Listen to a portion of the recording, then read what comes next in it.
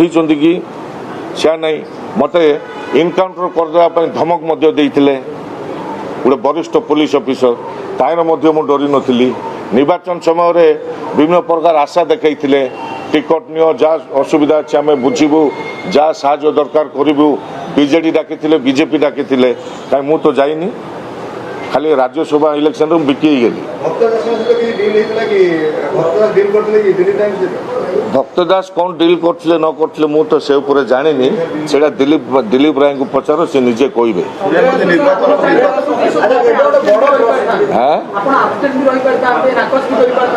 ଶୁଣନ୍ତୁ ନାକଚ କରିବା ଆବସେଣ୍ଟ ରହିବା ଗୋଟେ ବୁଦ୍ଧିଜୀବୀର କାମ ନାହିଁ ନିର୍ବାଚନ ସମୟରେ ଭୋଟ ଦେବାର ଅଧିକାର ଅଛି ଭୋଟ ଦିଅନ୍ତୁ ଯାହାକୁ ପସନ୍ଦ ଅଛି ଆପଣଙ୍କର ମାଇଣ୍ଡକୁ ଯାହା ଡାକିଲା ତା କରନ୍ତୁ ସମସ୍ତଙ୍କର ଗଣତାନ୍ତ୍ରିକ ପଦ୍ଧତିରେ ଅଧିକାର ରହିଛି ଗଞ୍ଜାମ କଂଗ୍ରେସର ଗତି ନୂଆ ଲୋକ ତିଆରି କରିକି ସେ ସଂଗଠନ ମଜବୁତ କରିବେ କରନ୍ତୁ ମୁଁ ତାକୁ ସ୍ୱାଗତ କରୁଛି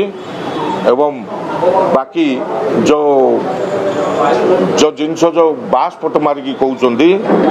ମୋ ନାଁରେ ସମାଲୋଚନା କରି କହୁଛନ୍ତି ତାକୁ ବନ୍ଦ କରନ୍ତୁ ଶୁଣନ୍ତୁ ମୁଁ ମୋ ନିଜ ସ୍ଥାନରେ ମୁଁ ତିଆରି ହେଇଛି କଂଗ୍ରେସ ଦଳ ମୋତେ ତିଆରି କରୁନି ଟିକଟ ନେଇକି ଲଢ଼ିବାର ମୁଁ ମୋ ବ୍ୟକ୍ତିଗତ ସାଧାରଣ ଲୋକ ମୋତେ ଭଲ ପାଆନ୍ତି ଆମ ସାନ କମିଟି ନିର୍ବାଚନ ମଣ୍ଡଳୀର ସେମାନଙ୍କର ଆଶୀର୍ବାଦରେ ମୁଁ ଜିତିକି ଆସୁ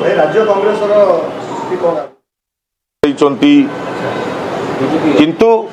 ବିଜେଡିର ଦୁଇଟା ଗୋଟେ ବିଧାୟକ ଗୋଟେ ବିଧାୟିକା ପ୍ରକୃତରେ ବିଜେଡିକୁ ଭୋଟ ଦେଇଛନ୍ତି ଯେଉଁ ଏଜେଣ୍ଟ ମାନେ ଥିଲେ ସେଇଠି ସୁଲା ସୁତରା ହେଇଛି ଇଏ ସମୟ ଅନୁଯାୟୀ ଆପଣମାନେ ଜାଣିବେ ମୁଁ ଏଠି ମିଛ କହୁଥିଲି କି ସତ କହୁଥିଲି ଦୁଇଟି କଂଗ୍ରେସ ଭୋଟ ଦିଲ୍ଲୀପ ରାୟଙ୍କୁ ଆସିଛି ସେ କଥା ଛୁପା ଯାଇଛି ଦୁଇଟି ବିଜେଡି ଭୋଟ ବିଜେଡିକି ଯାଇଛି ତାକୁ ଉଲ୍ଟା କରାଯାଇଛି ନିଶ୍ଚୟ ଦୁଇ ଜଣ ନାଁ ମୁଁ କହିବିନି ଆପଣମାନେ ଖୋଳତାଳ କରନ୍ତୁ ସମୟ ଅନୁଯାୟୀ ଆପଣମାନେ ଜାଣିବେ